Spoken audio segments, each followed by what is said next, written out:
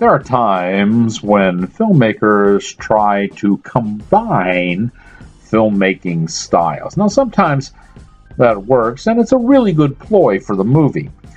Other times, it tends to be a bit confusing, and you say to yourself, boy, if you had picked one or the other, you might have had a hit on your hands. Cinematic class is about to begin, and the professor is in.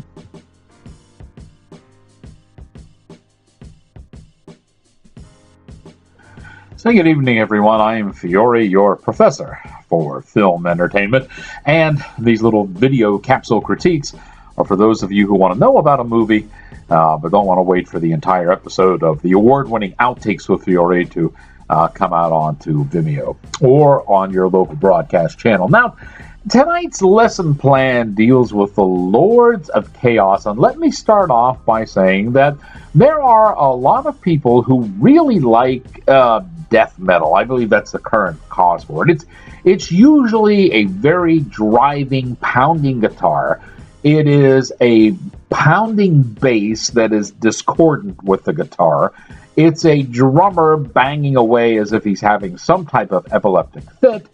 And it's a singer who is not so much singing as he is growling. I think they last maybe 5-6 years in the business, and then they can't go any further because they've ruined the vocal cords.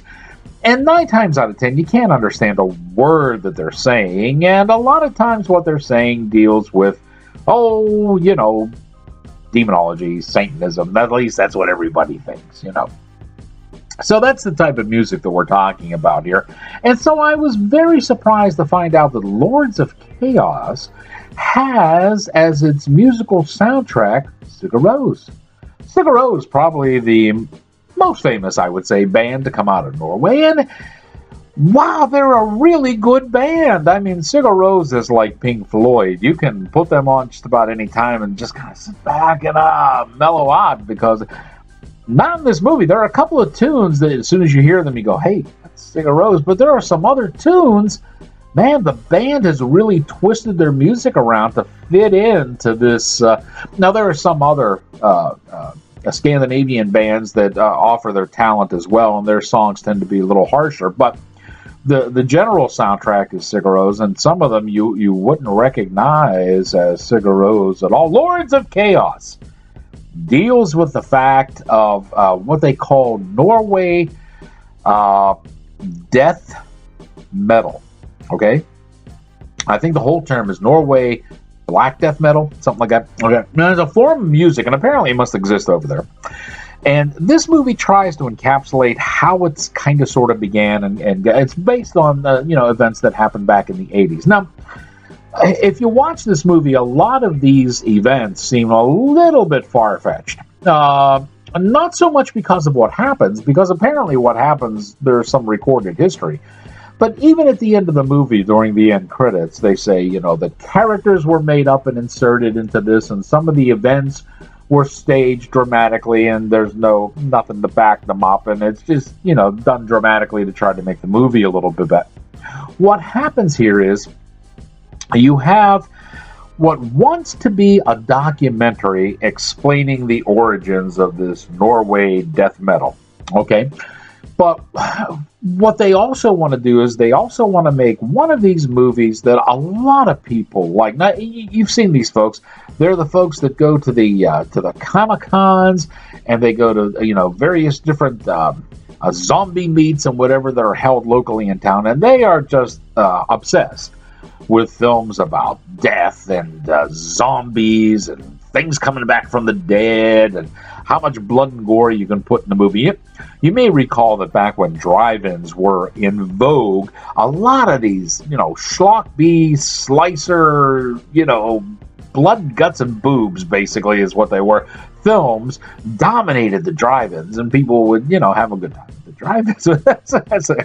If you guys don't know what I'm talking about, you're too young probably to be watching the show. But in any event, what they tried to do was mix a pseudo-documentary on this Norway death metal and mix it in with one of these types of movies. Now, some of the scenes in here are really, really gruesome. There's a lead singer character who goes by the stage name of Death. And, when he commits suicide, it's like, wow, this is really kind of gross, especially the aftermath scene. So the makeup guys are in full swing here, and they do a nice job. The underlying central idea or concept of this thing is posers versus the real thing. What starts out as a musical movement in order to gain some attention for some high school kids really goes off the track when one of the kids involved in the band begins to believe all of the hype and all of the storyline behind the band.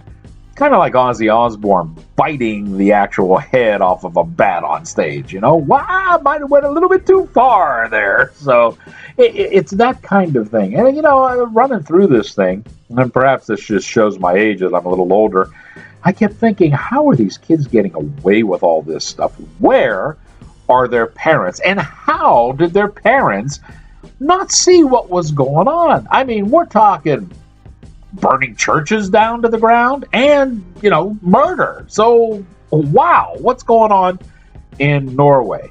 And I kept thinking of Kurt Russell yelling, "Hey, Sweden!" And Drysart saying, "They're not Swedish, they're Norwegian, Mac." Identity problem, I guess. So what's the bottom line on Lords of Chaos? I get an idea that for those of you that are true Sigur Rós fans, there's not going to be a whole lot in this soundtrack.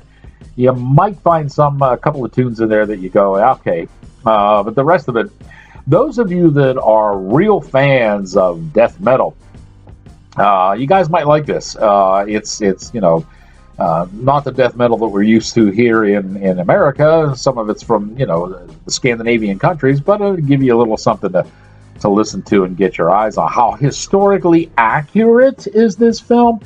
I really don't know. I can't think that it's that historically accurate, and I'm not interested enough in the subject to Google it and find out. I'm just not. So the movie lies somewhere between trying to be one of these, let's gross them all out, to some kind of historical telling of a type of music. And because it fights for those two different genres, it never really captures one of them as best as it should. Unfortunately, too, this movie is too long. It's 2 hours long. That's about 30 minutes longer than it had to be. If you're really into death metal, and if you are into, some of these gore movies, this will offer you a little taste of both, and it may just fill your palate. Now that you have learned what you have learned, here at a Through Lesson.